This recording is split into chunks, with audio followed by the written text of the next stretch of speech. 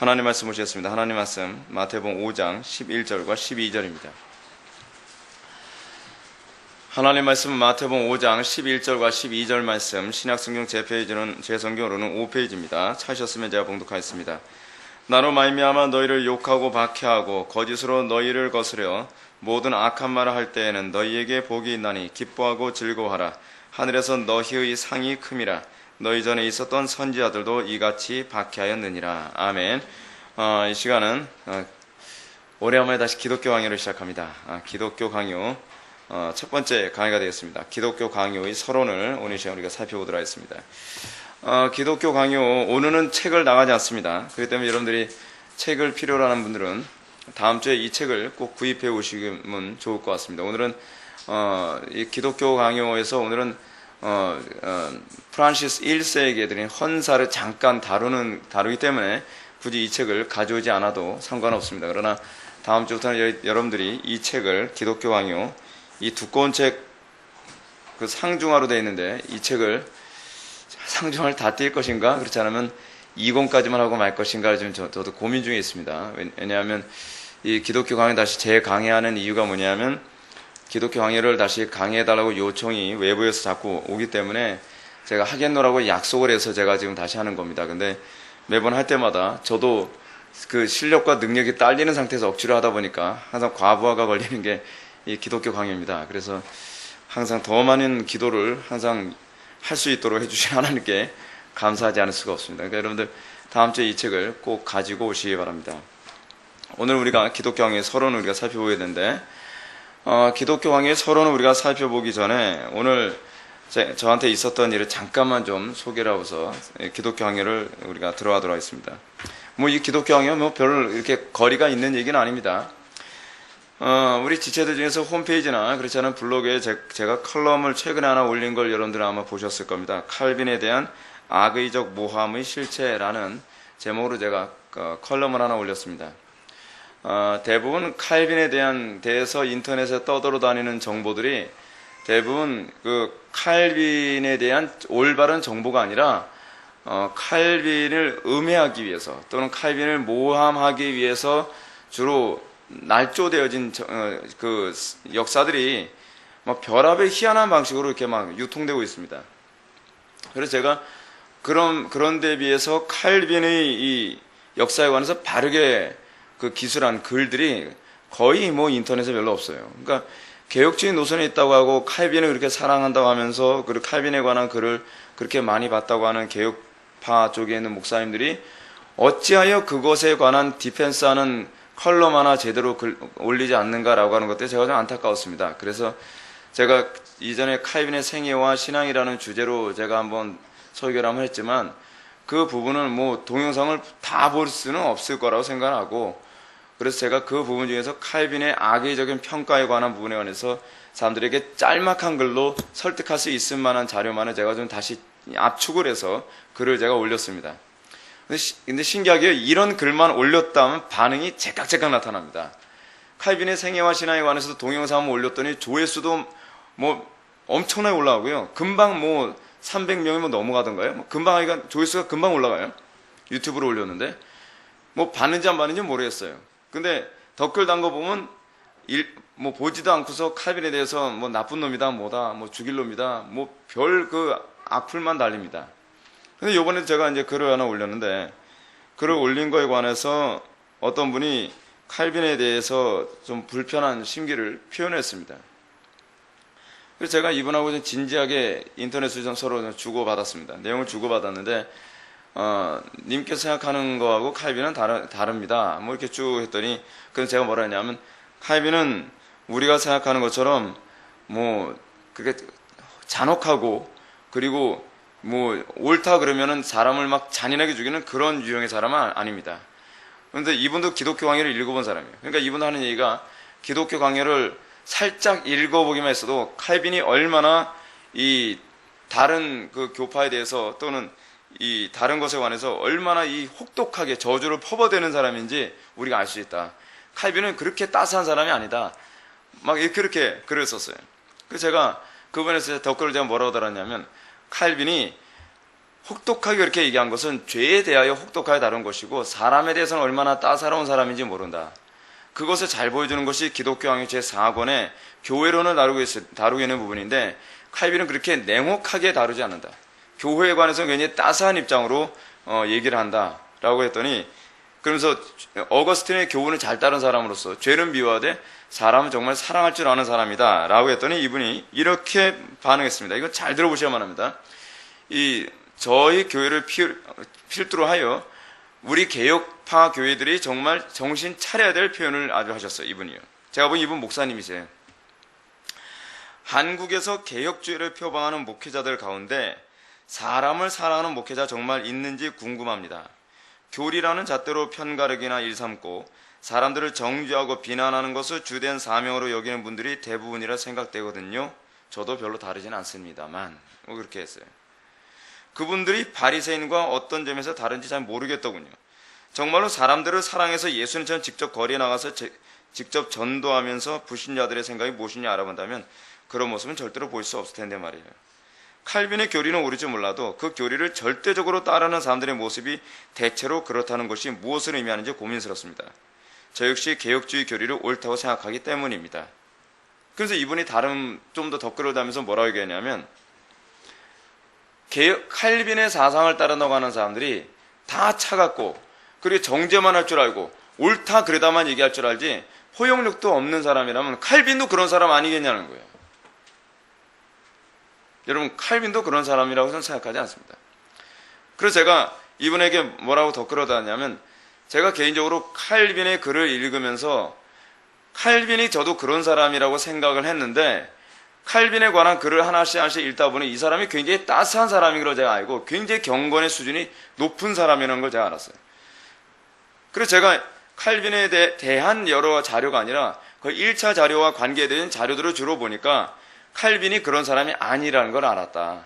그래서 우리가 이 부분에 관해서는 좀 열린 마음으로 좀 봐야 됐으면 좋겠다. 그랬더니 이분이 저하고 한참 그 댓글을 서로 주고받으면서 뭐라 하냐면 개혁파 쪽에 있는 분이라고 해서 굉장히 공격적인 그 토론이 오갈 줄 알았는데 굉장히 의외입니다.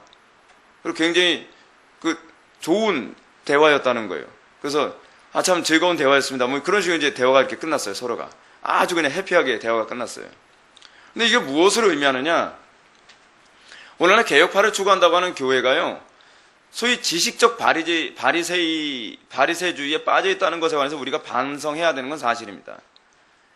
그러니까 우리가 옳다라는 것이 일종의 율법이 돼서 나는 옳으니까 저놈은 죽여도 된다라고 하는 이런 사고방식이 아주 냉혹하게 작용하고 있는 걸 이분도 느낀 거예요. 그래서 제가 이분한테 그랬어요. 나도 동의한다. 이 부분에 관해서. 오늘날 개혁파 교회들이 이 부분에 관해서 정말 반성해야 된다고 생각을 한다. 그런 차원에서 우리가 오늘 기독교 강요 서론을 다루는 데 있어서 칼빈이 어떤 사람인가를 칼빈의 생애를 또다시 잠깐 다룰 수밖에 없습니다. 왜냐하면 칼빈이 기독교 강요를 쓰게 되어진 그 역사적 배경을 다루다 보니까 이 부분을 다룰 수밖에 없어요. 칼빈이 기독교 강요를 쓰게 된 당시, 그러니까 칼빈 당시에 그 당시 프랑스 왕은 누구였냐면 프란시스 1세였습니다. 프란시스 1세가 그 당시 프랑스의 왕이었는데 이 사람은 종교개혁의 노선, 그러니까 프로테스탄티즘에 좀 근접한 사고를 가지고 있는 사람이에요. 근데 문제가 뭐냐면 이 사람은 프로테스탄트에 대해서 긍정적으로 보지만 문제는 자기한테 정치적 입장이 좀 불편하다 싶으면 박해하고 정치적으로 유리하다 싶으면 프로테스탄트를 좀 옹호하는 이런 좀 우유부단한 그런 입장을 취하고 있었던 사람입니다. 칼빈이 프란시스 1세의 진노를 사게 된 아주 중요한 원인이 하나 있었습니다. 그것은 1533년 11월 1일 모든 성자의 날, All Saints Day라고 하는 날이 있거든요. 모든 성자의 날이라고 하는 사건에 있었는데 모든 성자의 날에 니콜라스 콥이라고 하는 여러분 이름 들어본 기억 납니까? 니콜라스 콥이 파리 대학 총장으로 취임하면서 총장 취임 연설을 하는데 이제 뭐 학자들 견해는 다양합니다. 칼빈이 원고로 써줬다는 말도 있고 칼빈이 원고로 쓰는데 어떤 지대한 영향을 미쳤다는 말도 있고 뭐 여러 가지 의견이 있는데 확실한 건 니콜라스 콥이 총장으로 부임하면서 연설을 할 때 칼빈이 어떤 영향을 끼친 건 사실이에요. 근데 영향을 끼친 건 사실인데 그 당시에 칼빈의 나이는 20대였다는 게 참 대단한 거죠. 그 사람이 영향을 끼쳐가지고 니콜라스 콥이 그 당시 파리 대학 총장 취임 연설을 하는데 그 취임 연설이 너무나 과격했어요. 굉장히 강력했습니다. 한번 그 내용을 한번 들어보면 이렇습니다. 그는 이렇게 말합니다. 나를 인하여 너희를 욕하고 핍박하고 거짓으로 너희를 거스려 모든 악한 말을 할 때에는 너희에게 복이 있다. 그렇다면 왜 우리는 그 진리를 담대히 말하지 않고 감춥니까? 하나님보다 사람들을 기쁘게 하는 것이 옳습니까? 몸은 죽이되 영혼은 능히 죽이지 못하는 자들을 두려워하는 것이 옳습니까? 모든 사람의 죄를 위하여 죽으시고 피 흘려 우리를 영원히 죽음과 사탄의 결박으로부터 자유케 하신 그분의 이름 때문에 가장 미미한 고난을 받는 것조차 꺼려하는 인류의 배은망덕하며 세상과 사악한 자들은 신자들의 마음에 복음으로 순수하고 진지하게 침투하려고 하는 자들을 이단, 미혹해 하는 자들, 악한 말을 하는 자들, 그리고 사기꾼이라 불러왔습니다. 그러나 환난 가운데서 하나님께 감사하면서 이 모든 것을 태연히 견디는 자들은 복이 있을 것입니다. 그분은 말씀하십니다. 기뻐하라. 하늘에서 너희 상이 큼이라. 난리 났습니다. 그 당시에 종교개혁이 일어나면서 막 굉장히 복잡하던 상황에 니콜라스 콥이 아주 핵폭탄 같은 이런 설교를 총장 취임으로 이 연설을 해버린 거예요. 이것 때문에 아주 발칵 뒤집혔습니다. 이 연설에 대한 반응은 콥과 칼빈으로 하여금 파리를 떠나서 외국으로 도망가야만 할 정도로 굉장히 심각한 사태를 일으키고 말았습니다. 12월 10일 프란시스 1세는 이처럼 선동된 메시지 장본인이 이단 종파를 어떻게 체포하여 처벌할 것인가의 교서를 의회로 보낼 정도로 이 사태가 심각해졌어요. 그러니까 칼빈과 니콜라스 콥은 이 문제로 해서 더 이상 프랑스에 남아있기 힘든 상태가 되어버린 겁니다. 자, 프란시스는 콥 사건을 이런 식으로 언급하고 있습니다. 의회에 보낸 그 서신이에요. 충성스러운 친구들이여, 우리는 우리 사랑하는 도시 파리, 우리 왕국의 수도에서 일어난 사건에 대해 심히 불쾌하고 심기가 불편합니다. 우리 왕국의 최고의 대학에는 저 저주받을 루터파 이단들이 득실을 거리고 있습니다. 우리는 있는 힘을 다하여 그것을 더 이상 확산시키는 것을 막기 위하여 모든 대책을 강구해야 합니다. 모든 다른 사람들에게 대한 본보기로서 유감스러운 처벌이 행해졌음을 우리는 알고 있습니다. 굉장히 심각하게 다루고 있습니다. 그러니까 붙잡혔다가는 큰일 나게 생긴 거예요. 프란시스 1세에 대한 그 역사가들의 평가는 어땠냐면 이 사람은 보편적으로 우유부단에 따릅니다. 그러니까 무엇이 옳다. 예를 들어서 우리가 추구하는 바가 옳으니까 프로테스탄티즘을 무조건 추구하자. 아니면 나는 가톨릭 신자니까 가톨릭주의로 가야 된다. 이런 어떤 분명한 노선을 가지고 어떤 정황이 있더라도 그걸 무조건 밀고 나가는 그런 유형의 사람이 아니라 자기한테 정치적인 입지가 좀 불편하다 그러면 이쪽에도 붙고 저쪽에도 붙고 때로는 이쪽을 핍박하기도 하고 이쪽을 또 관용해 주기도 하고 그때그때마다 다른 사람인 거예요. 이 사람이는. 그래서 정치적 입장에 따라서 프로테스탄트 교회를 핍박하다가도 독일이 프로테스탄트 군주들과 조약을 맺기도 했습니다. 프랑스 개혁자들이 이러한 이 불안정한 군주를 대상으로 어떤 일을 했냐면 설득을 해서 이 사람이 되도록이면 프로테스탄트를 좀 지지하는, 프로테스탄트가 무슨 얘기인지 아죠? 개혁자들을 좀 지지해주는 그런 입장에 안정적으로 서주기를 바랐습니다. 칼빈은 이런 입장에 있었어요. 그래서 여러분, 우리가 기독교 강요 서론에서 그 헌사가 나오지 않습니까? 좀 뒤에서 이제 다시 그 얘기를 반복해서 얘기하겠지만, 헌사가 누구한테 보내는 헌사입니까? 이게요. 프란시스 1세에게 보내는 헌사입니다. 제발 이 책 읽고, 저는 제가 이 책을 볼 때마다 느끼는 게 뭐예요? 프란시스 1세가 안 읽었을 거다. 이 두꺼운 책 읽고 싶었겠습니까? 그래서 제발 이 책 읽고 오해 풀어주세요. 그러면서 이 책을 보냈다고 하는데 안 읽었을 것 같은 의심이 굉장히 많이 듭니다. 근데 하여간 프란시스 1세에게 이 책을 보내면서 프란시스로 하여금 이 소위 종교 개혁자들에 대한 오해를 풀기 위해서 이 기독교 강의가 쓰여졌다는 것은 아주 중요한 메시지 중에 하나입니다. 자, 그런데 칼빈의 이야기에서 우리는 먼저 다뤄야 될 것이 뭐냐면 칼빈의 예기치 않은 회심입니다. 칼빈이 회심하게 된 동기가 어디 있었는지 여러분 기억나시죠? 그 세네카의 관용론. 그가 이제 20대 한 중반쯤에 그가 이제 세네카의 관용론이라는 책을 썼습니다. 세네카의 관용론은 굉장히 잘 쓴 책이에요, 사실은. 1532년쯤에 이 책이 출판됐는데 1532년이면은 기독교왕의 초판이 출판됐을 때가 1536년이거든요.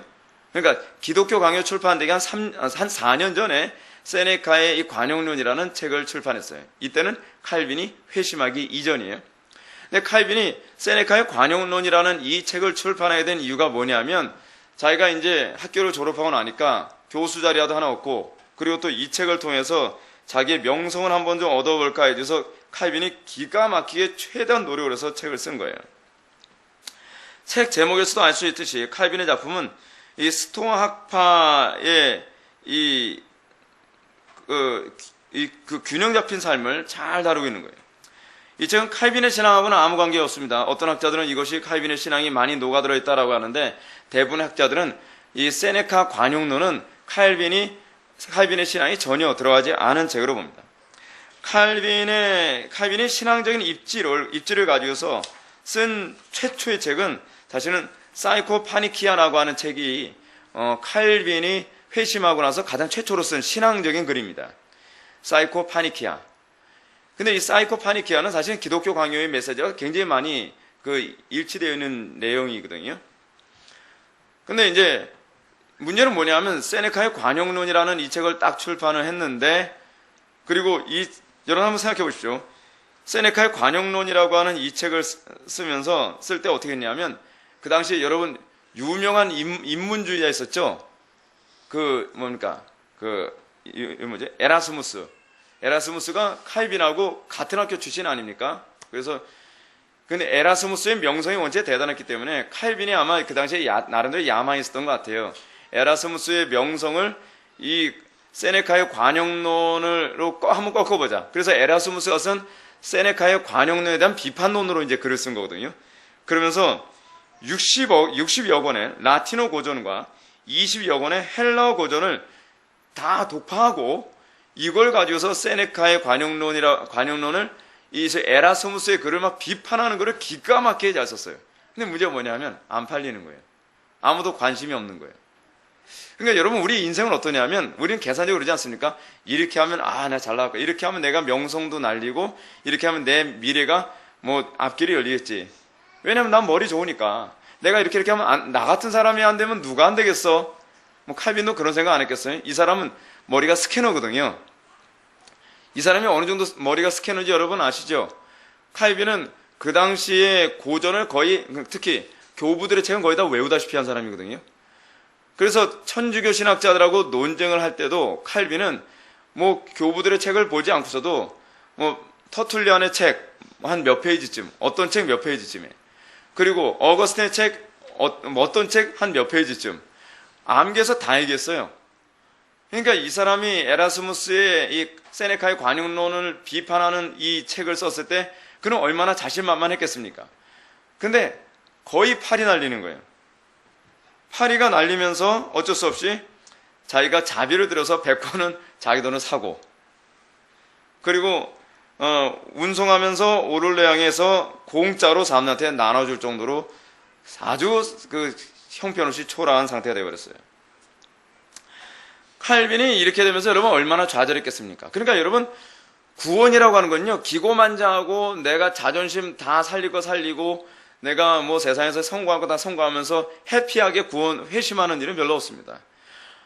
대부분의 학자들은 다 뭐라고 얘기하냐면 칼빈은요 별로 회심에 관한 필요성조차 별로 느끼지 않았고 내가 회심하기 위해서 애써야 된다는 생각조차도 별로 하지 않았었던 사람이라 그래요. 그래서 상당수의 사람들은 칼빈이 어느 시점에 회심했는지를 잘 감을 잡기 힘들다고 얘기해요. 그리고 칼빈도 내가 어느 시점에 회심했다라고 하는 것을 뚜렷하게 잘 언급하고 있지 않은데 칼빈이 자기 자신의 회심을 어렴풋하게 보여주는 책이 2권이 있어요. 하나 뭐냐면 로마서 주석에서 자기 회심에 관해서 어렴풋하게 언급하는 부분이 있고 또 하나 뭐냐면 그 시편 주석에서 자기 자신의 회심에 관해서 가장 선명하게 얘기한 그나마 이게 시편 주석이었어요. 근데 하여튼 그래서 칼빈의 이 회심에 관해서 뭐라 얘기하냐면 기대치 못한 회심이었다는 거예요. 그러나 자기는 너무나 처참했던 거예요. 자기는 이거를 일사천리로 출세길이 확 열릴 거라고 생각하는데 완전히 고공낙하라고 나니까 이 사람이 너무너무 낙심한 거예요. 너무너무. 그러는 가운데 예기치 못한 회심이 그에게 찾아온 거예요. 그러니까 여러분, 그러지 않습니까? 우리가 철로역정을 우리가 지난 시간까지 우리가 철로역정 우리가 배웠지만 철로역정에서 여러분 한 사람의 회심이 어떻게 일어난다고요? 기분 좋게 일어나지 않죠. 철저히 자기 비하, 철저히 낮아져서 철저히 자기 자괴감에 빠진 상태에서 오로지 그리스도만 붙잡아야 된다고 하는 그 마음 하에서 그 심령이 가난해진 상태에서 회심하는 거예요. 심령이 가난해진 상태에서. 칼빈도 그런 과정을 거치면서 회심을 했습니다.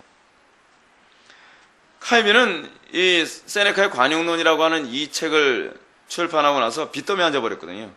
그러니까 한마디로 쫄딱 망한 거예요. 쫄딱 망한 거예요. 완전히 좌절에 빠지고 만 겁니다. 그러니까 여러분, 청교도들 끊임없이 뭐라 얘기합니까? 진정으로 내가 회심하기 바란다 한다면 우리는 어떻게 해야 돼요? 낮은 마음을 먼저 품어야 돼요. 교만한 상태에서 회심하는 법은 없어요. 하나님 앞에서 심령이 가난함이 있어야 돼요. 의에 줄이고 목마름이 있어야 돼요. 근데 그건 단회적이지가 않아요. 회심하고 나면 그 마음은 계속적이어야 돼요. 회심했느냐 회심하지 않았느냐를 측정한 아주 중요한 소위 그 시금석이 하나 있죠. 내 심령이 항상 가난한 상태에 있느냐, 내 심령이 항상 하나님 말씀 앞에 목마른 상태에 있느냐. 그리고 또 하나 뭡니까? 나는 하나님의 말씀 앞에 항상 정직하게 반응하고 있느냐, 정당하게 반응하고 있느냐. 이 표현이 더 적절하겠어요. 정직함보다는 정당하게.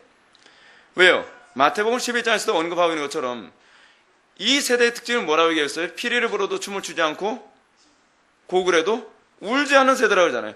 하나님의 말씀 앞에 정당한 적절한 반응하지 않으면 그 심령은 이 세대의 심령이에요. 이 세대의 심령.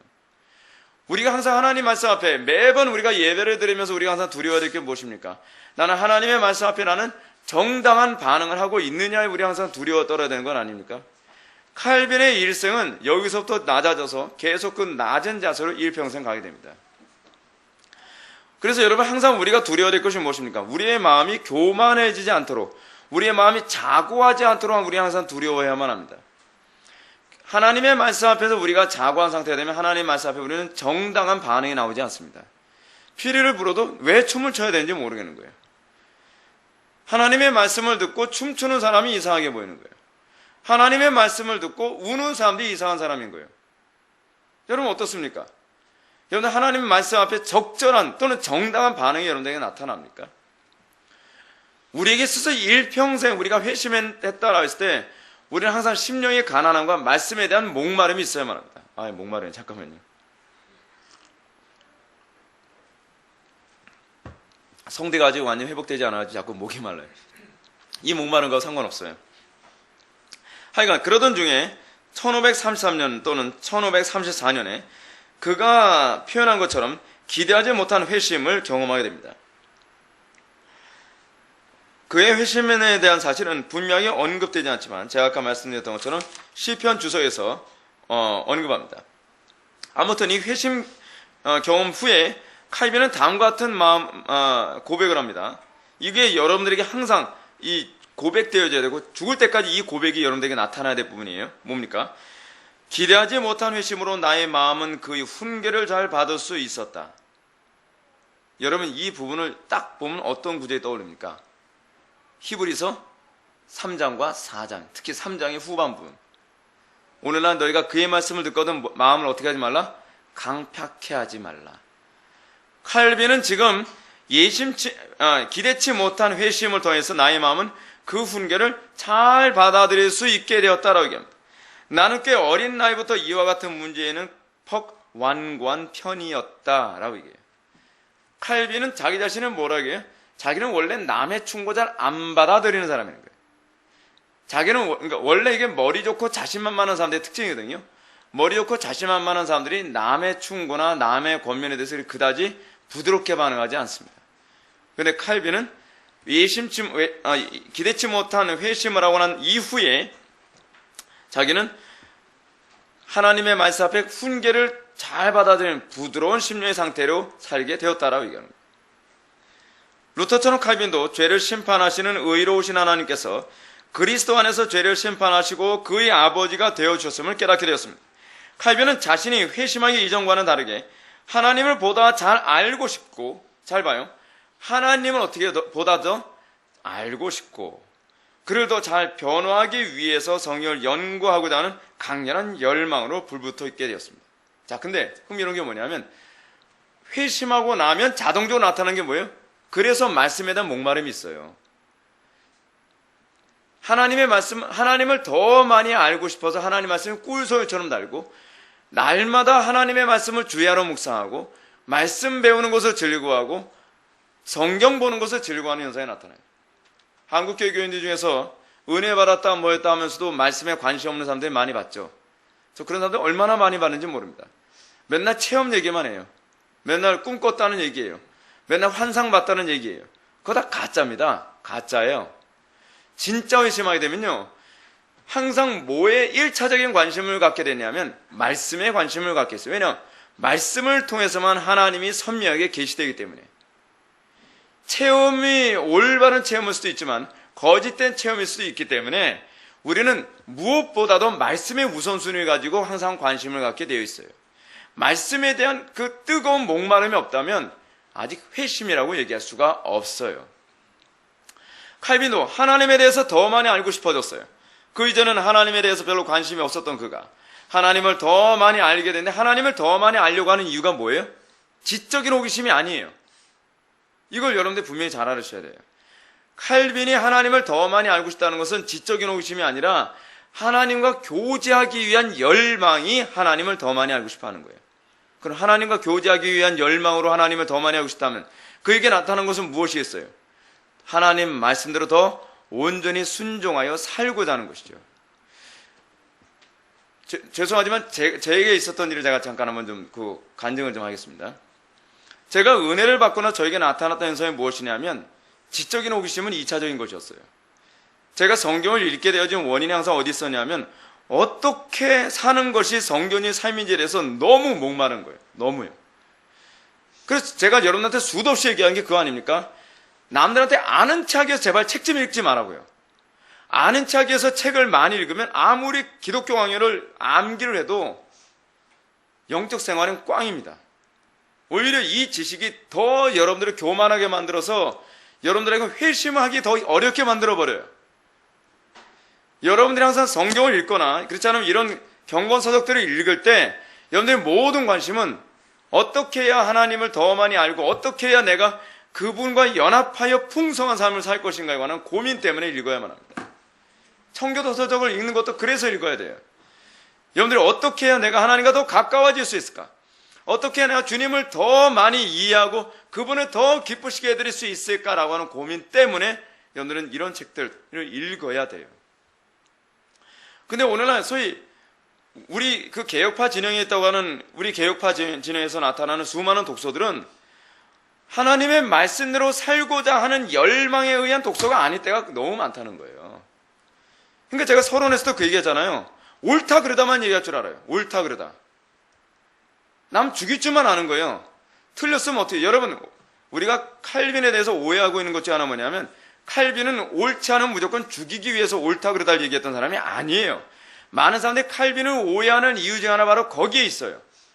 칼빈이 옳다라는 말을 할 때는 그 옳음 속에 그들을 끌어들여 그들과 하나의 교회됨을 유지하기 위해서예요. 근데 우리는 어떻게 하죠? 내가 옳기 때문에 틀린 사람은 일단 정죄하고 죽여버리는 거죠.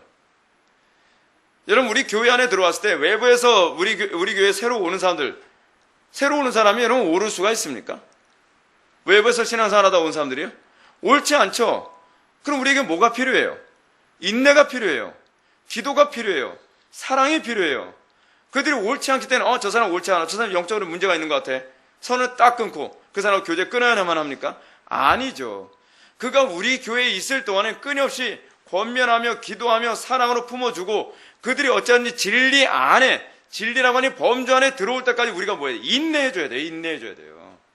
그게 성숙한 신자의 모습이에요. 성숙한 신자에게 나타난 가장 중요한 부분이 인내지 정죄가 아니에요.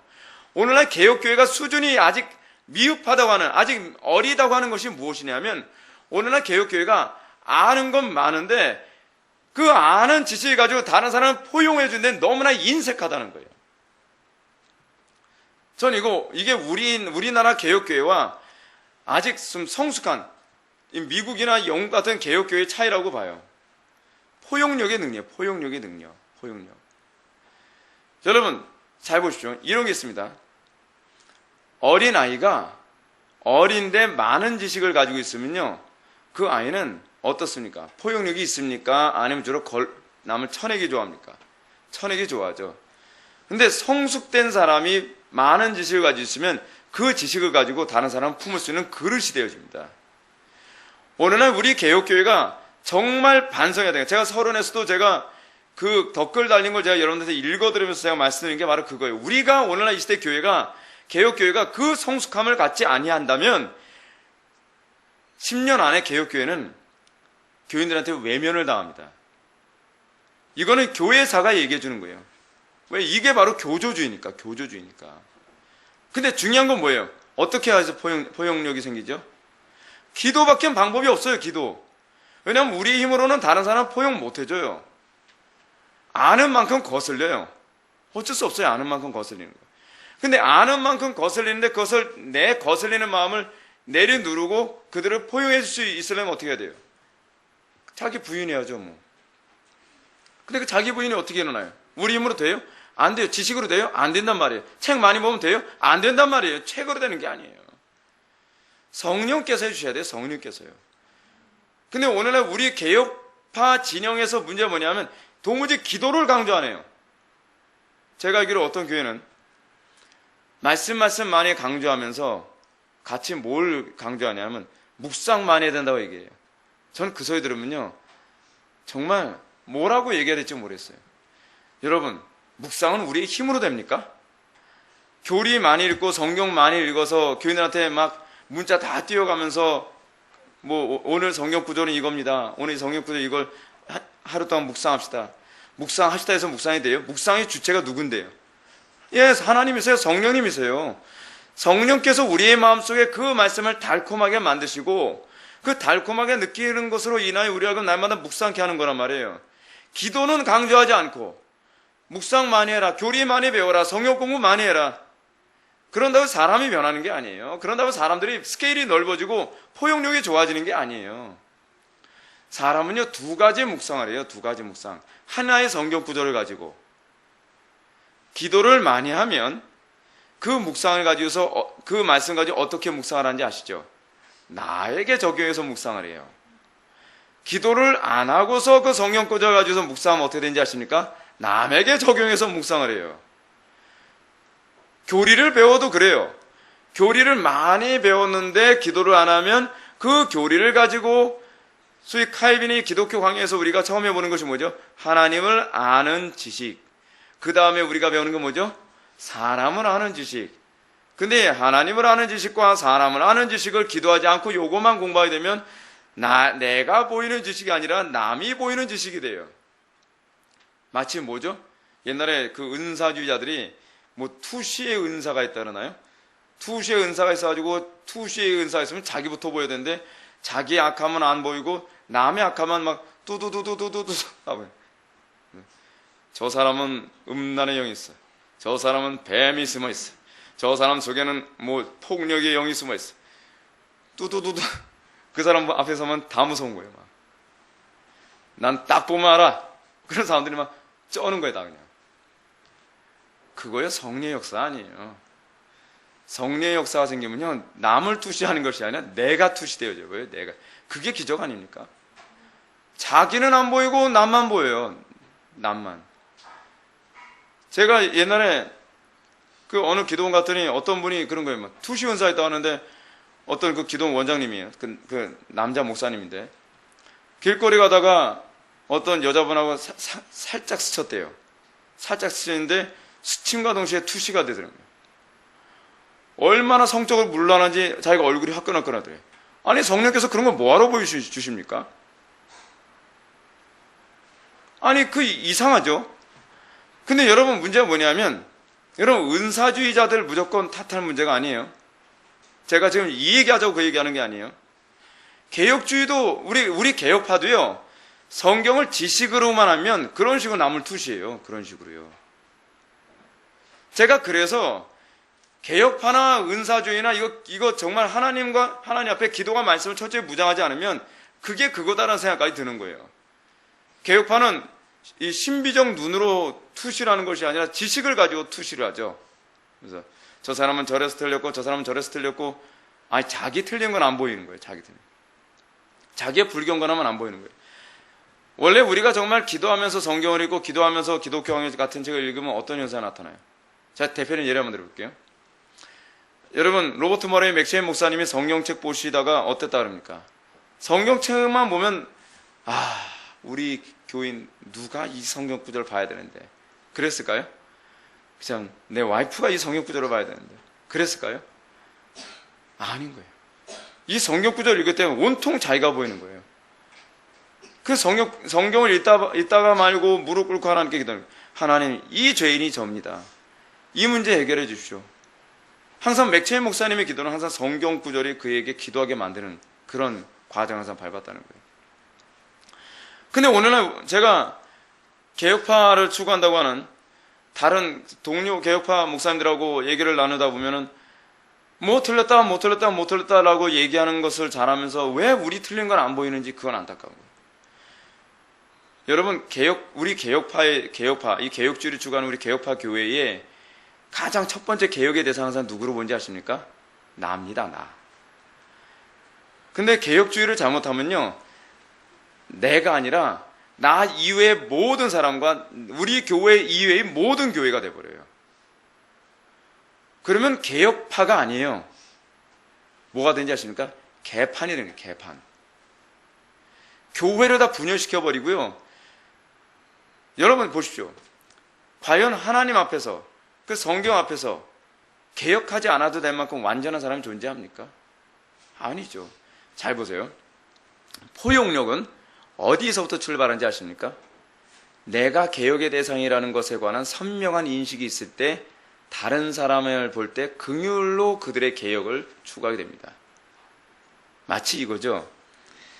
자기의 몸이 아팠던 사람, 그 아픔이 얼마나 고통스러운지 아는 사람은 예를 들어서 다른 사람의 고름을 짜줄 때 자기의 몸에 있는 이 고름을 짤 때 너무나 아팠던 걸 아는 사람은 다른 사람의 고름을 짤 때 어떻게 돼요? 막 짜지 않겠죠. 제가 옛날에 이런 적이 있었어요. 제가 한 돌 갓 지났을 때인가요? 그때 모기한테 사타구니에 물려가지고 막 퉁퉁 부었었대요. 저는 이제 기억이 없죠. 기억이 없는데 우리 부모님이 더 이상 어떻게 뭐 약을 써도 안 되겠으니까 병원에 데리고 갔다는 거예요. 병원에 데리고 갔는데 갓 돌 지난 상태예요. 갓 돌 지난 상태인데 의사가 이거 뭐 고름 꽉 찼구만 하더니 메스를 내고 푹 찢어버렸대. 그냥 사탕을요. 저 아직까지 그 흉터가 있어요. 거기. 그냥 제가 까무러쳐 버리더래요. 우리 아버지가 그거 보셔서 너무 화가 나가지고 아니 어떻게 자기 자식이면 이렇게 하겠냐는 거예요. 조심스럽게 살을 째고 뭐 마취를 해가지고서 살을 째든지 해야 되는데 마취도 안 하고 그냥 메스를 푹 찔러가지고 살을 째는데 화가 나가지고서 곧바로 그 자리에서 데려왔다는 거예요. 그래서 아버지가 저를 집으로 데려와서 살살 고름을 짜내는 거예요. 그래서 거기다가 그 약 바르고 거즈 이렇게 하고 해가지고서 그렇게 해서 완치가 됐거든요. 근데 우리는 오늘날 개혁이라고 하는 정당성과 명분만을 가지고서 저것도 개혁의 대상이야? 뭐라 그래? 그냥 메스 그냥 팍 그냥 이런 식인 거예요. 살리겠다는 말을 하면서 눈을 후벼 파는, 소위 예수님께서 마태복음에서 얘기하는 것처럼 말이죠. 자기 눈에 들보가 안 보이니까 남의 눈에 티를 뽑는다는 명목하에 눈을 후벼 파는 행동을 하고 있는 거예요. 여러분 정말 저는 그렇게 생각합니다. 우리 개혁교회들은 개혁을 이루기 위해서 가장 첫 번째 해야 되는 것이 뭐냐면 내가 개혁의 대상에서 아픔을 먼저 느껴야 돼요. 내가 개혁되기 위해서 얼마나 아픔이 있었는지를 알면 다른 사람을 개혁할 때에 함부로 메스를 막 째듯이 그렇게 되지는 않죠. 두 번째 무엇이 필요하냐면 겸손함이 필요해요. 세 번째 뭐가 필요한지 아세요? 사랑이 필요해요. 사랑도 없고 지금 오늘날 우리 개혁파에 대한 평가가 저도 그걸 너무나 절절하게 느끼기 때문에 하는 소리인데 사랑이 없다는 소리 굉장히 많이 나옵니다. 또 뭐가 없다는 소리가 많이 나와요? 차갑다는 소리, 열정이 없다는 소리가 너무 많이 나와요. 그 또 뭐가 안 보여요? 자기 자신이 죄인이라는 의식 없이 다른 사람을 정죄하기 너무 쉬운 거예요. 제가 자꾸 개혁교회에 관해서 이렇게 얘기하냐, 우리 교회가 개혁주의를 추구하기 때문에 우리도 똑같은 오리에 자꾸 빠지기가 쉬우니까 하는 소리예요. 저는 우리 회복의 교회가 이런 부분을 깨뜨리는 교회로서 세워지길 바라요. 아, 개혁파 교회도 뜨거울 수 있구나. 개혁파 교회도 사랑이 많을 수 있구나. 개혁파 교회도 정말 따뜻할 수 있구나. 개혁파 교회도 정말 이렇게 부드러울 수 있구나. 그러니까 죄인들에 대해서는 정말 부드럽게, 죄에 대해서는 정말 냉철하게. 저는 우리 회복의 교회가 좀 그렇게 세워졌으면 좋겠습니다. 그러나 제가 여러분들 듣기 좋으라고 하는 소리는 아니지만 비교적 우리 교회는요, 그런 부분이 굉장히 많이 다듬어지고 있어요. 저는 저는 굉장히 이번에 수련회를 통해서도 그분에 대해서 굉장히 기쁘게 여깁니다. 이번에 우리가 연합수련회를, 연합수련회 아니고 외부 교인들을 우리가 초청을 해서 우리가 수련회를 하지 않았습니까? 근데 외부 교인들을 초청해서 수련회를 하면서 그분들이 다 이구동성을 하는 얘기를 들으면서 제가 굉장히 마음이 흐뭇했어요. 뭐냐면, 야, 어떻게 회복의 교회 성도들은 누구를 만나도 너무 따뜻하고 부드럽고 열정적이더라. 그건 저에게 굉장한 기쁨이었어요. 정말 기쁨이었어요. 그러나 이거로 만족해서는 안 돼요. 왜죠? 계속 사람들이 들어옵니다. 계속 사람들이 들어왔을 때 그 사람도 그렇게 돼야 돼요. 그리고 우리도 완전하진 않아요. 우리도 여전히 많이 부족해요. 우리 안에서도 아직 부족함이 많아요. 우리부터 개혁되어지면서 그 다음에 외부의 개혁을 얘기해야 돼요. 그러지 않으면, 그러니까 예수님의 말씀이 그거 아닙니까? 네 눈에 들보를 먼저 빼라라고 하는 것은 개혁의 1차적 대상이 누구라는 거예요? 나라는 얘기거든요. 나라는 얘기. 내가 개혁되지 않고서 다른 사람의 개혁을 도울 수가 없어요. 우리의 개혁은 죽이기 위한 개혁이 아니라 돕기 위한 개혁이에요. 자, 칼빈에 대한 얘기로 다시 들어갑시다. 칼빈이 이렇게 정말 하나님을 더 잘 알고 싶고 더 잘 변화하고자 하는 강한 열망이 불붙었다고 얘기합니다.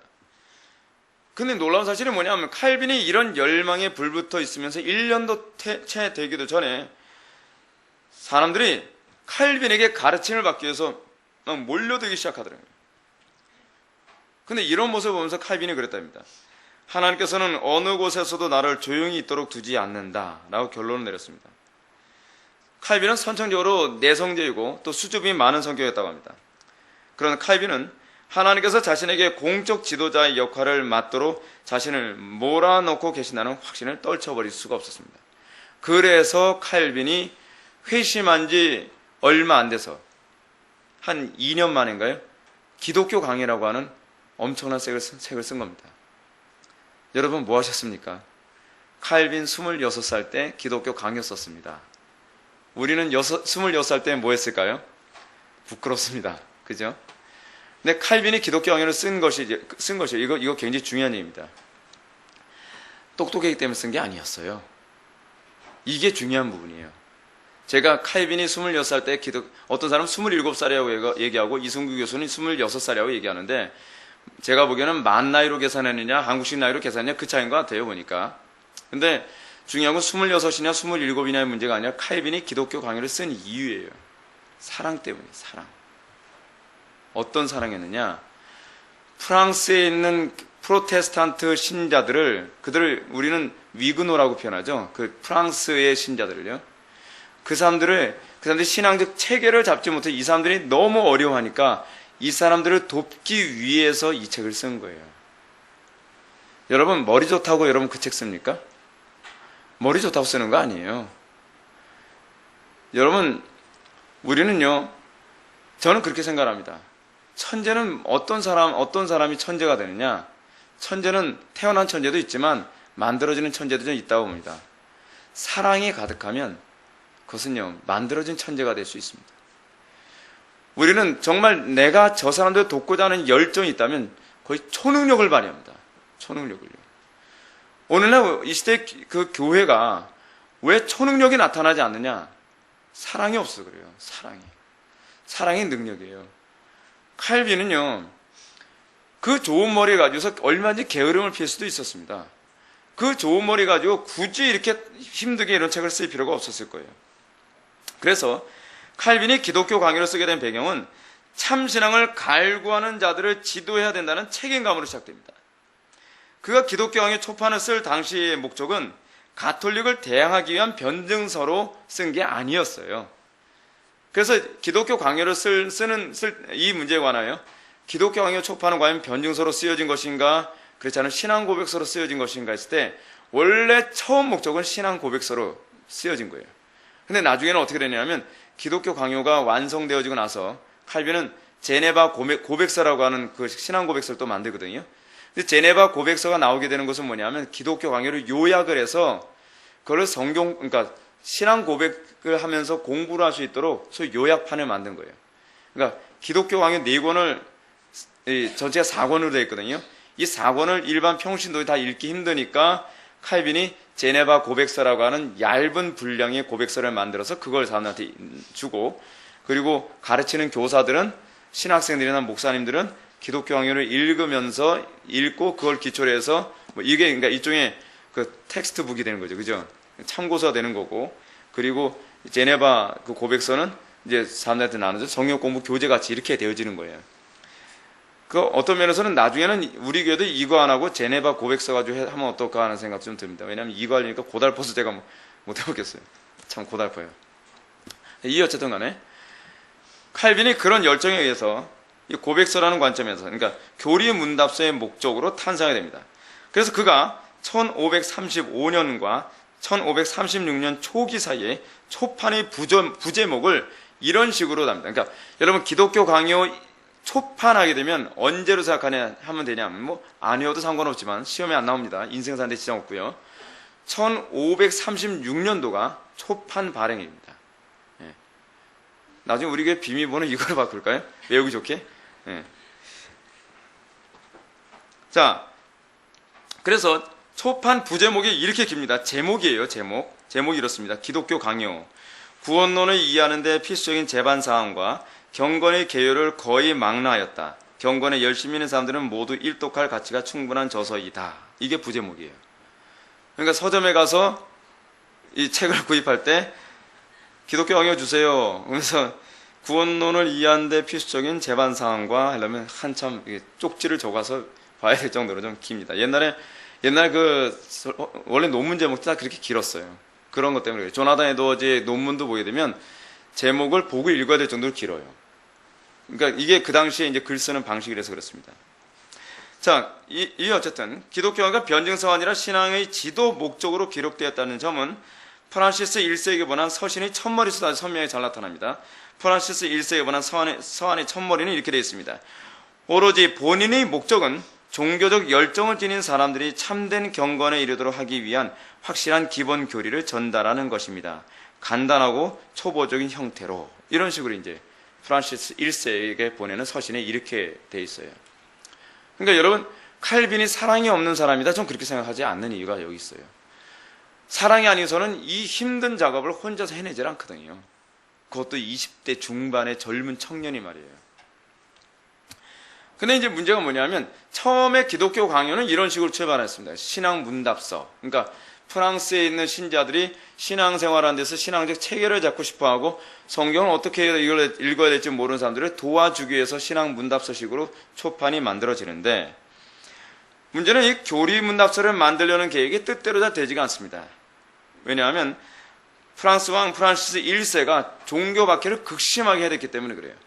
종교 박해를 극심하게 한 이유가 뭐냐면 당시 교회 안에서 그러니까 종교 개혁이 일어난 두 가지 양태가 있었습니다. 한 가지 양태는 뭐냐면 온건 개혁파 쪽이 있었고요. 한쪽은 극단적 개혁파가 있었습니다. 온건 개혁파는 나라에 혼란을 주지 않는 한도 내에서 어찌하든지 신앙 개혁을 이루고자 하는 무리들이었거든요. 칼빈이 이쪽이죠. 근데 제세례파와 같은 극단적 개혁파들이 있었어요. 여러분, 제세례파들은 굉장히 극단적입니다. 폭력적이고 정권 자체를 송두리째 다 뒤엎으려고 하고요. 그럼 여러분, 우리가 왕의 입장이라고 하면 어떻겠습니까? 그런 사람들을 수용하겠습니까? 아니면 무조건 군사를 보내서라도 박해를 하겠습니까? 박해할 수밖에 없죠.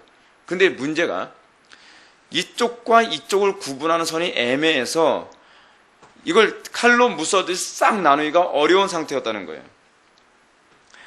온건과 과격을 엄밀하게 구분하기 어려운 상황이었다 보니까 프란시스 1세는 그 당시에 발휘하고 있었던 혁신적인 경향이 국가와 교회를 위협하는 이단적인 것이라고 단정하는 소르본노 대학 측의 견해를 동의하면서 정책적으로 모든 문제를 국가 안전과 연관된 문제로 상정하고 프랑스의 개혁자들과 외국 개혁자들을 격리시키고 박해하는 쪽으로 갔어요.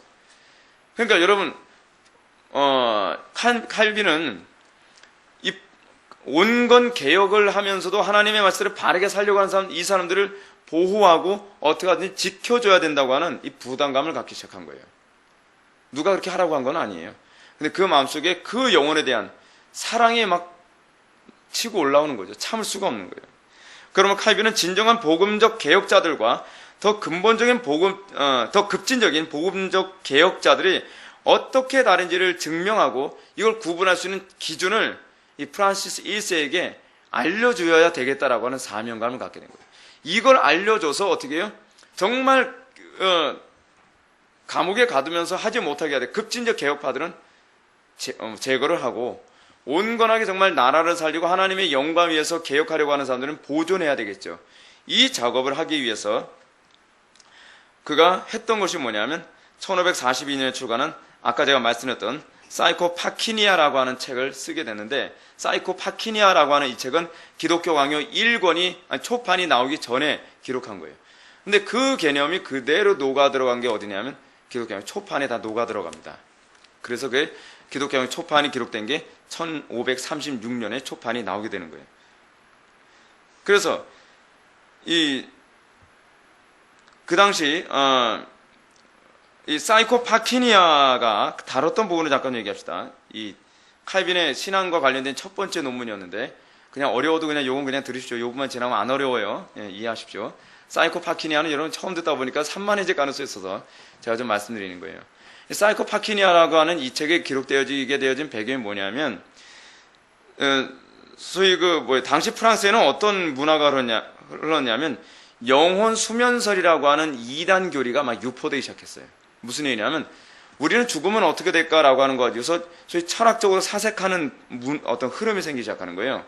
그래서 어떻게 죽으면 끝나는 거지. 영혼 소멸이라든지 그냥 죽으면 의식이 없이 그냥 잠들었다가 마지막 하나 되면 깨어나는 걸 거야. 영혼 수면설. 이런 것이 막 확산되고 있었어요. 그래서 칼빈은 이런 잘못된 교리들로부터 동포 신자들을 보호하지 않으면 이 동포 신자들도, 그러니까 거의 온건한 개혁을 추구하는 사람들도 이거를 추구하고 있다고 오해를 받고 있었거든요. 이 교리를 추구하고 있다고 오해를 받고 있으니까 정부 쪽으로도 박해를 받을 뿐만 아니라 로마 가톨릭 쪽에서도 그거 봐라, 이 프로테스탄트들은 이런 것 영혼 수면설을 주장할 만큼 이단일 수밖에 없다라고 하는 공경의 명분을 갖게 만드는 여러 가지 복잡한 것이 다 이렇게 맞물려 있었거든요. 그래서 어쩔 수 없이 칼빈이 기독교 초판에서 영혼 수면설 우리는 추구하지 않는다. 그 영혼 수면설이 얼마나 잘못됐는지 다 논리적으로 저희 디펜스하는 거예요. 그래서 점점 기독교 1권이 어떻게 되냐면 초판이 처음에는 교리문답서로 나오려고 했다가 변증서의 칼라로 바뀌어가기 시작하는 거예요. 변증서로요. 그 당시 상황이 얼마나 긴박했는지 알만하죠. 우리는 굉장히 편하게 신앙생활 하지만요, 그 당시는 굉장히 긴박한 상황이었어요. 긴박한 상황. 이런 의도가 기독교 강요에 그대로 반영됩니다. 그래서 칼빈은 프랑스 왕에게 보내는 헌사에서 원래는 교리문답을 작성할 의도였음을 시사한 후에 제2의 목적으로 추가하게 된 까닭을 직접적이고 열정적으로 피력합니다. 그러므로 칼빈으로 하여금 그 유명한 기독교 강요를 쓰게 한 것은 두 가지였습니다. 정말 이건 사랑이에요. 첫 번째 뭐냐면 신앙의 형제들을 위한 교리문답서의 필요성을 느꼈기 때문에. 두 번째는 뭐냐면 박해를 중단하도록 해서 형제들을 보호하기 위해서. 이것이 기독교의 초판이 쓰여지게 된 이유입니다. 거기다가 하나 더 덧붙인다면 제도화된 로마 가톨릭을 거부함과 동시에 극단적 분파를 배제하는 것. 우리는 그렇게 극단주의자들이 아니다라고 하는 것을 피력하기 위해서 그래서 쓴 겁니다. 이렇게 27살의 나이에 기독교 강요를 발표한 칼빈은 그 탁월함이 에스카리도 파렐의 눈에 띄고 말았습니다. 칼빈은 원래 종교개혁자가 될 의지가 전혀 없었거든요. 단지 그는 자기가 사랑하는 동포들 중에서 정말 바른 신앙을 가지고 있는 사람들이 신앙생활 어려워하니까 그들을 돕겠다고 기독교 강요 초판을 써냈는데, 그 당시에 제네바의 개혁자 파렐은, 여러분 파렐이 어떤 사람인지 알죠? 과격하게 많았지 체계도 없고 뭐 좀 약간 산만한 사람이었거든요. 그러니까 이 파렐이라고 하는 사람은 개혁의 투지는 정말 강한데 종교 개혁을 하는 데 있어서 아주 체계적이고 논리적인 어떤 소위 브레인이 필요하다고 하는 필요성이 굉장히 많이 있던 상황에서, 그런 사람을 과연 어디서 찾아낼까 눈을 부라리며 그런 사람을 찾고 있었던 상황이었거든요. 그러던 상황에서 칼빈의 기독교 강연을 딱 보니까 바로 이 사람이다라고 필이 꽂힌 거예요. 그래서 칼빈에게 뭐라고 얘기합니까? 우리 종교개혁에 동참하자. 칼빈이 그럴 의향이 전혀 없었거든요. 칼빈이 그 당시에 이런 종교적 박해와 올려서 칼빈은 너무 심신이 고달픈 나머지 제네바를 비롯해서 이렇게 유럽 쪽을 이렇게 돌아다니는 상황이었는데, 유럽 쪽을 돌아다니다가 그만 파레를 만나면서 당신이 만약에 종교개혁에 동참하지 않는다면 하나님의 진노가 당신의 머리 위에 내려지게 될 것이다 라고 막 퍼부었는데, 칼빈이 이 말을, 원래 사람이 예민한 사람인데다가 하나님께서 그런 마음을 주셔서 도무지 이 말을 잊어버리려도 잊어버릴 수 없이 항상 두려움과 공포에 떨 수밖에 없었어요.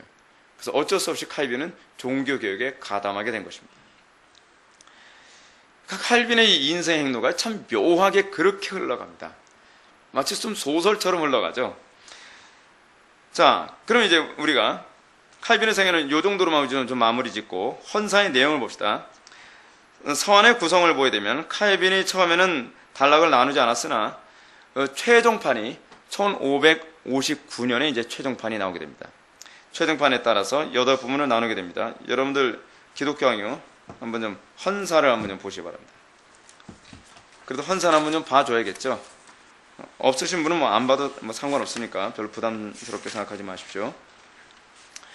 1번은 이 책에 쓰여진 배경이 나옵니다. 그러니까 여러분들 기독교 강요를 사시게 되면 한번 요걸 한번 헌사를 한번 읽어보시기 바랍니다. 그리고 두 번째로 박해받는 복음주의자들을 위한 탄원이라고 하는 얘기가 나옵니다. 그래서 복음주의자들이라고 하는 것은 소위 프로테스탄트들을 얘기하는 겁니다. 이 박해받는 복음주의자들을 위한 탄원이 나오게 되고, 그리고 세 번째로 나누는 것이 뭐냐면 대적자들의 비난에 대한 논박. 그래서 새로운 것, 불확실한 것이라는 주장에 대해서 그렇지 않다. 우리들이 주장하는 것은 저희 교부들의 가르침에 충실한 것이고, 그리고 성경의 가르침에 충실하며 바울의 가르침에 충실하다. 뭐 이런 부분을 아주 잘 논박을 해주는 장면이 그 내용입니다.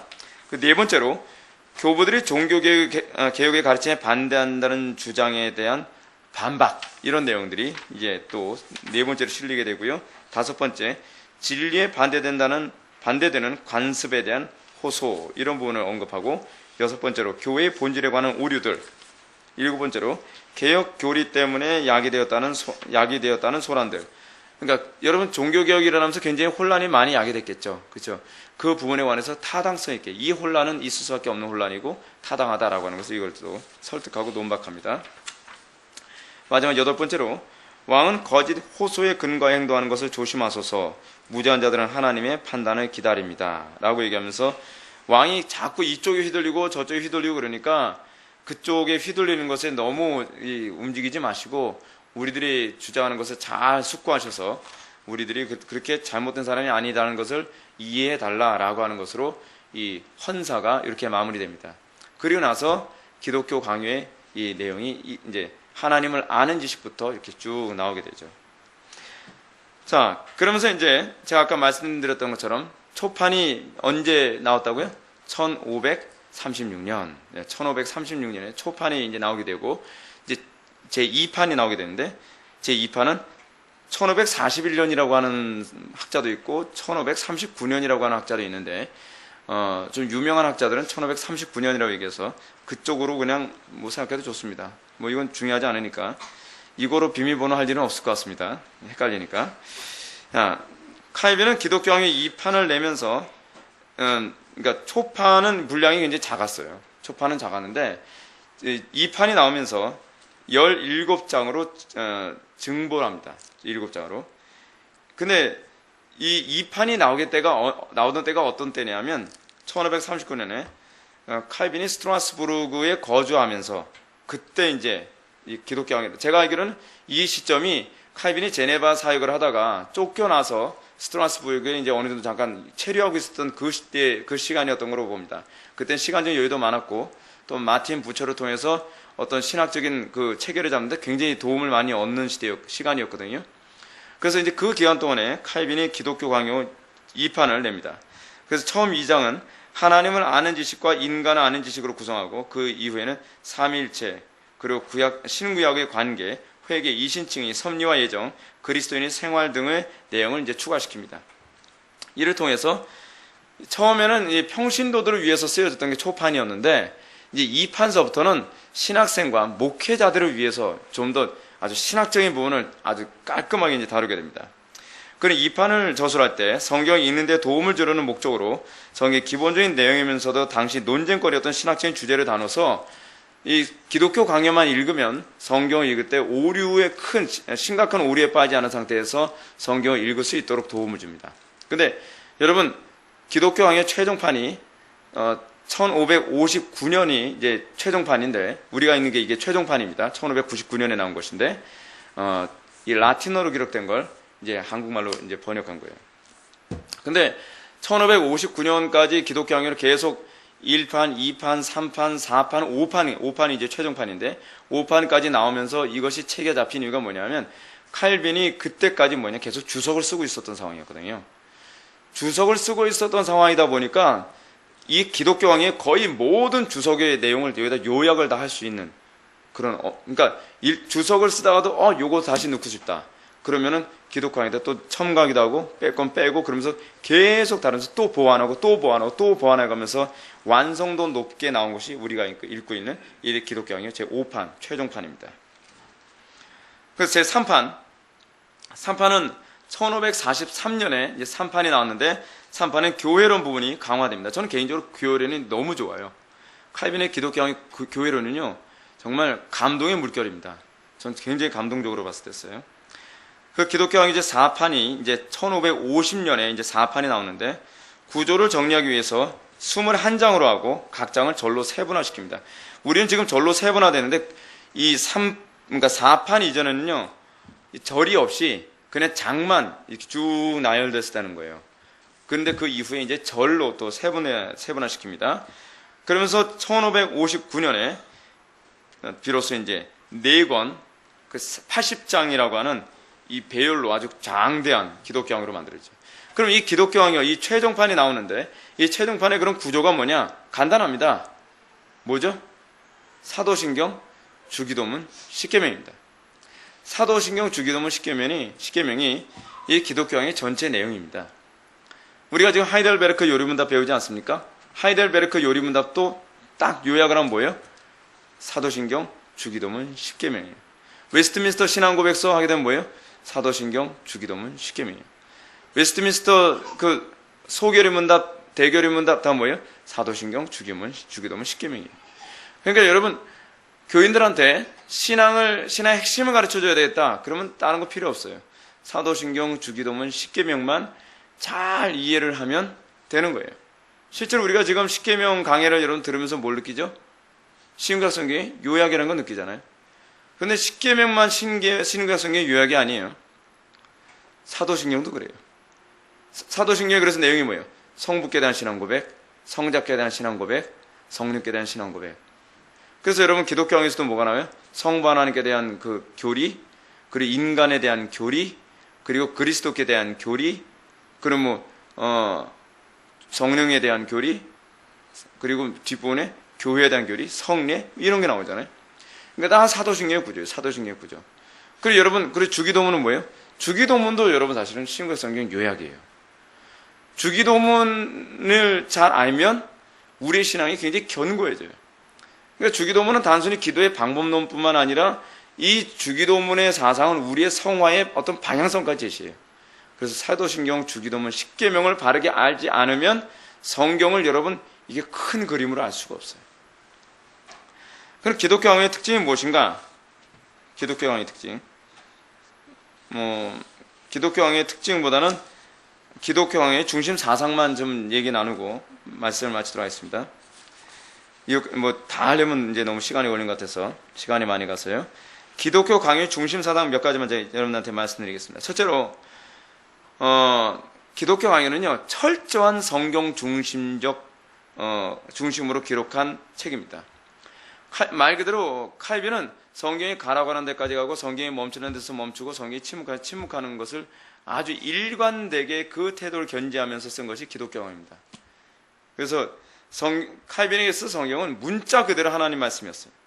따라서 칼빈은 성경을 하나님의 말씀으로 존중합니다. 근데 그것은 구호로만 나타나지 않고 소위 자기의 신앙 고백으로 칼빈은 그걸 잘 보여줬어. 그래서 성경이 가르치는 것이 바로 우리가 믿어야 하는 것이 되는 것이죠. 또한 우리의 믿는다고 하는 내용 가운데서 성경에 가르치지 않는 내용들은 다 버리고 오로지 성경의 가르침을 중심으로 해서 그 내용을 철저화시킨 것이 칼빈의 특징입니다. 그러니까 칼빈이 사랑이 없는 사람이다라고 얘기하는 것은 사실은 우리들의 책임은 큽니다. 오늘날 개혁자들이 얼마나 본을 못 보였으면, 그러니까 개혁자들이 아니라 개혁파 신앙을 추구한다고 하는 우리 후세대들이 얼마나 그 사랑으로 교리를 얘기하지 않았으면 칼빈이 사랑이 없고 냉혹한 사람이라는 말이 설득력 있게 먹혀 들어가는가. 이건 우리가 정말 회개 많이 해야 될 부분이라고 생각합니다. 둘째로 칼빈은 하나님의 영광을 드높이는 하나님 주권사상을 제시합니다. 그래서 여러분 특히 예정론을 보게 되면요, 이 칼빈의 기독교의 전체는 항상 하나님의 주권이라고 하는 논리 구조로 모든 논리가 다 풀어져 갑니다. 하나님 주권에 관한 개념을 이해하지 못하면 기독교왕을 제대로 이해할 수 없습니다.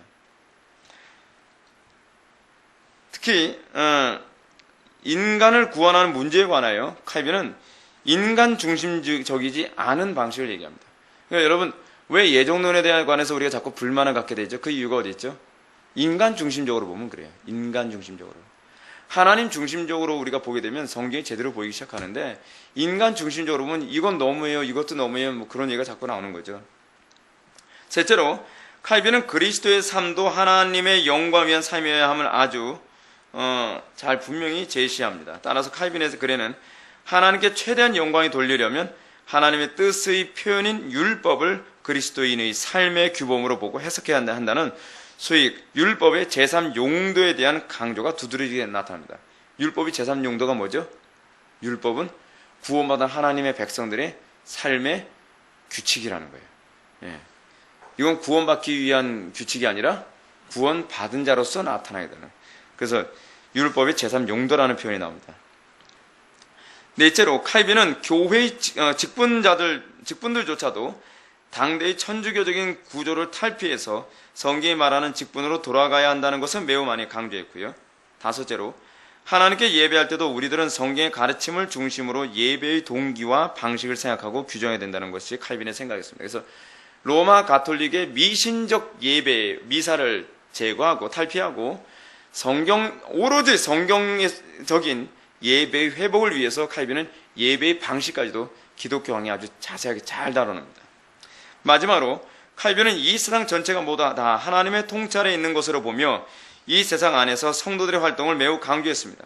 그 성도가 천당만 바라보면서 이 땅하고는 완전히 딴 세상을 살아가는 존재들이 아니라, 소위 수도원적인 삶을 살아가는 존재가 아니라 성도는 이 땅에서 어떻게 하나님 백성으로서 세상을 개혁하고 하나님의 영광을 나타내며 살아가야만 하는 존재인가를 피력한 것이 칼빈의 기독교의 특징입니다. 그래서 칼빈의 기독교는 가만히 잘 보면 우리의 삶과 괴리된 내용을 담고 있는 것이 아니에요. 우리의 삶에 적용해서 우리의 삶이 성경적인 삶이 될 뿐만 아니라 안 믿는 사람들의 모든 삶까지도 성경적인 삶으로 어떻게 개혁할 것인가에 관한 고민을 가지고 기독교 강의가 쓰여져 있었습니다. 그러므로 다음 시간부터 우리가 칼빈의 기독교 강의를 우리가 이제 배우게 되는데, 하나님을 아는 지식을 이제 다음 주에 우리가 들어가야 됩니다. 다음 주에 여러분들이 이 책을 구입하시고 그리고 은혜로운 기독교 강의가 될 수 있도록 저를 위해서 기도를 많이 해주시기 바랍니다. 기도하시겠습니다. 사랑이 많으신 하나님 아버지, 주님의 뜻 가운데 이제 기독교 강의를 다시 한번 강의하게 되었습니다.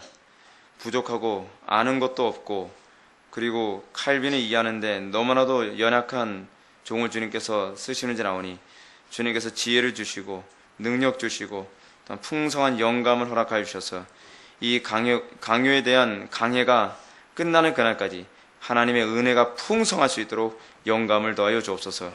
예수님의 거룩하신 이름으로 기도 올려옵나이다.